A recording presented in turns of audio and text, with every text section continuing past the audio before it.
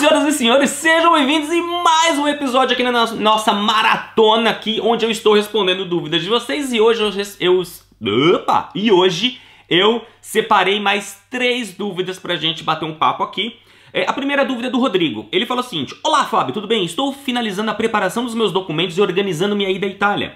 Porém, somente agora me atentei a um detalhe importante. Meus pais só se casaram depois do meu nascimento. Eu nasci em 1993 e eles se casaram em 2000, quando eu tinha 7 anos de idade. Pelo que eu entendi lendo o seu post na minha saga sobre a eleição da cidadania italiana, como os meus pais se casaram enquanto eu ainda era menor de idade, isso legitima o meu casamento ou isso não faz diferença, eu preciso fazer a eleição de qualquer forma? Obrigado desde já. Os seus vídeos estão ótimos, muito obrigado, querido. Rodrigo, fique tranquilo, exatamente isso. Como seus pais se casaram quando você ainda era menor, este casamento legitimou você como filho, então não se faz necessário nenhum outro tipo de documento. A sua cidadania é feita da mesma forma que todas as outras pessoas que têm que fazer por via administrativa. Fique tranquilo em relação a isso. O problema seria se eles tivessem se casado quando você já era maior, porque aí, e apesar que aqui também tem um outro detalhe, tá? Quem é o genitor que te transmite a cidadania? Por exemplo, digamos que é o seu pai, e aí não mudaria, não faria nenhum sentido, tá? Não faria nenhuma diferença, na verdade, porque a questão da legitimação, eu já falei isso no outro episódio, mas sempre convém reforçar, porque tem gente que de repente não ouviu ou assistiu outros episódios. A legitimação é feita de 2 formas para o procedimento de reconhecimento da cidadania italiana. Não estamos falando aqui de outras coisas, o nosso mundo é cidadania italiana, então estamos nos atentando somente a isso. Mas, porque poderia falar de exame de DNA, outras coisas que não vêm ao caso e não tem a ver com o processo de reconhecimento da cidadania italiana iuris sanguinis. Neste caso, iuris sanguinis, existem 2 formas. Ou o pai foi o declarante no nascimento do filho, então eu fui, por exemplo, no meu caso, se eu não tivesse sido casado com a mãe das minhas filhas, não importa, porque fui eu que fui e declarei tanto o nascimento da Isabela quanto o nascimento da Bruna. Então elas já nasceram com a minha legitimação. E como sou eu que transmito a cidadania para elas, não importa. Eu poderia não ter sido o casado, por exemplo, na época que elas nasceram, eu poderia não ter sido casado com a mãe delas. Agora, por outro lado, quando não existe o reconhecimento direto do genitor que transmite a cidadania para o filho, aí se faz necessário o casamento dos pais. No momento do nascimento, esse filho, ele era filho de pais casados civilmente? Sim, ok, ele foi legitimado. Os pais se casaram enquanto esse filho ainda era menor? Sim, então ele também é filho legítimo, entendeu? Então, de repente, você tá até com uma preocupação a mais, mas se você verificar quem te transmite a cidadania, é o genitor que foi quem te reconheceu. Então, também fique tranquilo em relação a isso. Tá bom, Rodrigo? A dúvida da Sandra é a seguinte: Fábio, me divorciei em 2012 e hoje vivo com outra pessoa no qual tive uma filha. Pensamos em nos casar oficialmente antes de iniciar o processo de reconhecimento na Itália. O antenato, no caso, é meu pai. Caso isso ocorra, tenho que apresentar também os documentos referentes ao processo de divórcio? Sim, Sandra. Acontece o seguinte: como você é divorciada, a legislação italiana diz o seguinte, que todo cidadão italiano ele é obrigado a manter o seu estado civil atualizado. O que isso significa? No momento que você vem para a Itália para fazer o seu processo de reconhecimento, a partir do momento que a sua certidão de nascimento for transcrita, você já é cidadã italiana reconhecida, ok? Muito bem. Naquele momento, o oficial vai falar, ok, agora, neste momento, nasce o seu direito, os seus deveres.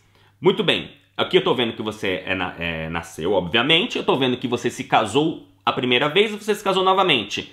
Como a legislação diz que eu tenho que ter isso atualizado aqui no seu status civil, eu preciso, primeiro, da sua certidão de casamento anterior, do processo de divórcio com as principais partes traduzidas e apostiladas, e por fim, do casamento, do último casamento, do casamento atual. Então você sempre vai precisar desses 3 documentos. Claro que se você não se casar novamente, você não vai ter a certidão de casamento nova. Mas ainda assim você vai precisar apresentar o seu certidão de casamento inteiro teor, junto com os outros documentos, e o processo de divórcio com as principais partes traduzidas. O processo de divórcio ele não é transcrito para o livro do comune, mas ele serve para fazer anotação no seu livro de casamento, porque entendam, não só a Sandra, mas também todo mundo que está ouvindo, que é o seguinte, que quando você se torna cidadão italiano na Itália, reconhecido, você tem um registro no livro lá, os livros grandões, sabe o livro de cartório? Na Itália é igual, você tem um livro de registro de nascimentos e um livro de registro de casamentos. Quando você se torna cidadão reconhecido, o que acontece? Você vai ter uma certidão, uma das folhas daquele livro gigante vai ser sua, você vai ter um número, um ato de nascimento, um número da sua certidão de nascimento italiana, que ela vai ser transcrita do original que você trouxe do Brasil. Então toda aquela certidão que você traduziu e apostilou, tudo aquilo que tiver traduzido vai passar para o livro do Comune. E o casamento também. E aí, quando você apresenta uma certidão de casamento onde vai ter a averbação de divórcio, o oficial ele vai transcrever isso para o livro, mas automaticamente, quando ele estiver colocando no sistema do Comune e colocar assim, casamento ainda está válido, o oficial vai ter que colocar não. Ok, para continuar, favor informar o número ou os dados do processo de divórcio. Então, isso é uma questão...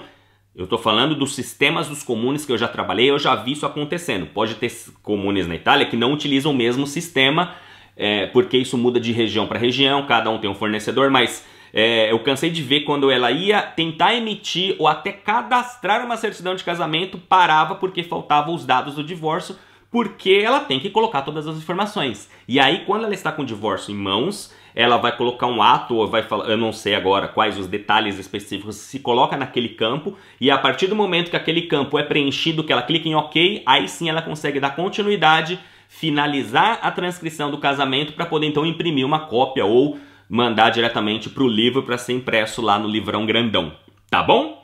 Então são esses 3 documentos que você vai precisar. E por fim, a dúvida da Susan, que é a seguinte: Fábio, estou em busca das certidões para o reconhecimento da cidadania italiana e seus vídeos têm sanado muitas das minhas dúvidas. Muito obrigado. Fico muito feliz, Suzy. Esse é o objetivo. Meu esposo está ajudando e fez muitas pesquisas sobre o reconhecimento da cidadania italiana. Ele acabou se deparando com um procedimento de reconhecimento via judicial, contratando um advogado italiano, e este advogado disse que não precisaria ir para a Itália para o processo de cidadania, do reconhecimento da cidadania italiana. Qual é a sua opinião sobre isso e se é viável esse processo? Estamos buscando ajuda, buscando esclarecimento para não colocarmos a carroça na frente dos bois. Bom, Susan, você perguntou assim, qual é a minha opinião sobre isso? Melhor do que dar a minha opinião, que infelizmente não, né? Minha opinião não vale de nada. Eu vou te dar dados concretos. Este subterfúgio que foi criado há mais ou menos 3 anos atrás, de que, opa, vamos fazer o seguinte, vamos ganhar mais dinheiro com os brasileiros que estão vindo para a Itália? Vamos! Então o que a gente vai fazer? Começa então, pega um advogado e vamos colocar então os processos em Roma, dizendo que lá no Brasil está demorando e a pessoa não precisa vir para cá, porque isso já é feito com processos de derivação de cidadania materna. E os processos de cidadania materna, eles são legítimos que seja feito por um advogado na Itália e a pessoa não precisa vir. Não é disso que a pergunta da Susan está dizendo. A pergunta da Susan não é assim: ah, Fábio, os processos de derivação materna, é verdade que eu posso contratar um advogado e não preciso ir para a Itália? Isso é verdade, você não precisa vir para a Itália porque o advogado vai cuidar de tudo para você, porque aí é uma questão de reparação de direitos que foram suprimidos, porque filho de mulher que nasceu antes de 48 também tem que ter direito. Isso é uma coisa. Pergunta da Suzy é assim: ah, mas que ela ficou sabendo, o marido dela ficou sabendo, que pessoas estão fazendo cidadania administrativa, cidadania normal, sem que seja por via materna. Ou seja, a pessoa ela poderia vir para a Itália, ela tem todo o direito de vir para a Itália, fazer o processo num determinado comune e conseguir o processo de reconhecimento. Mas essas pessoas estão fazendo isso de outra forma.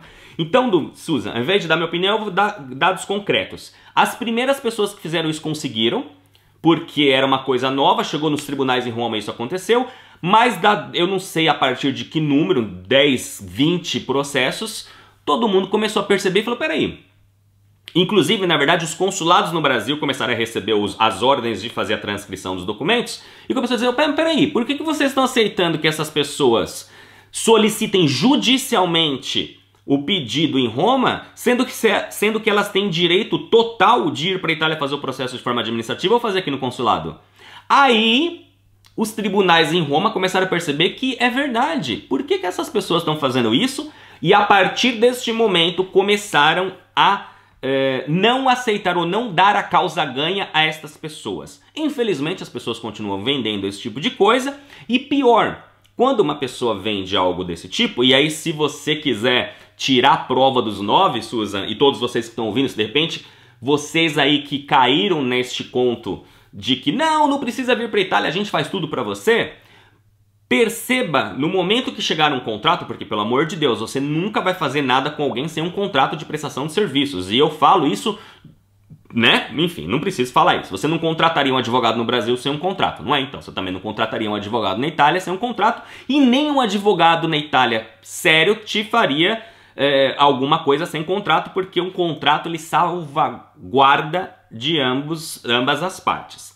Aí, se você quiser tirar prova do que eu tô falando, de que as pessoas elas estão fazendo isso mesmo sabendo que vai dar errado, perceba que no contrato vai ter em algum momento dele escrito o seguinte: atenção, cláusula número blá blá blá, veja bem, por se tratar de um processo jurídico, nós não podemos garantir o sucesso do mesmo, pois isso depende de inúmeros fatores e também da justiça italiana. Claro, então eu posso vender qualquer serviço, ainda que eu saiba que aquele serviço não vai ser julgado procedente, colocando uma cláusula de que aquilo não é responsabilidade minha, como de fato não é. Um advogado jamais vai poder dizer para você, nunca vai existir um contrato, um advogado ético jamais vai colocar uma cláusula num contrato dizendo eu garanto que o seu processo vai ser aceito, porque o advogado é um instrumento. Quem decide é o juiz. E aí é fácil fazer isso e vender, e depois que não der certo, falar, não, mas veja bem, porque não sei, olha, coincidentemente é o seu primeiro caso, todos os outros já tinham sido julgados com sucesso. Então, Susan, não caia nessa história. Se você quiser saber um pouquinho mais sobre artimanhas que pessoas fazem na Itália para ludibriar as pessoas incautas, procure no minhasaga.org um artigo onde eu escrevo Quando a esmola é demais, o santo desconfia. Lá existem, neste artigo que eu escrevi há alguns anos, existem alguns causos de pessoas, de leitores mesmo, reais de blog, e não só de leitores, mas também de clientes que a gente teve no passado, que me relataram determinadas coisas que pareciam ser maravilhosas, e aí todos eles descobriram que no final das contas quebraram a cara porque, repito, o tema e o artigo o título daquele artigo não poderia ser melhor, porque realmente quando a esmola é demais o santo desconfia. Tá bom? Muito bem, senhoras e senhores, espero ter mais uma vez ajudado vocês nessa sequência louca. Estamos caminhando, amanhã já é dia 20, então a gente já vai para os últimos 11 dias dessa maratona louca. E fique tranquilo, todos vocês que não receberam por um acaso, quando a gente terminar esse processo todo, essa loucura toda, se você não teve a sua dúvida respondida, fique tranquilo, todo mundo que estiver deixando seu e-mail ali bonitinho vai receber um e-mail depois meu, se a gente, enfim, estou bolando ainda como é que eu vou conseguir agradar a todos vocês que estão fazendo e deixando as dúvidas, porque o objetivo aqui é exatamente esse, que essas 900 e poucas pessoas, e provavelmente vai passar de 1000 pessoas, que já estão entrando em contato, todas elas vão receber, depois dessa maratona, um e-mail, onde eu vou bolar o que eu vou fazer para continuar ajudando vocês de alguma forma, tá bom? Então é isso, um grande abraço a todos, e a gente se vê então amanhã em mais um episódio dessa nossa maratona. Arrivederci!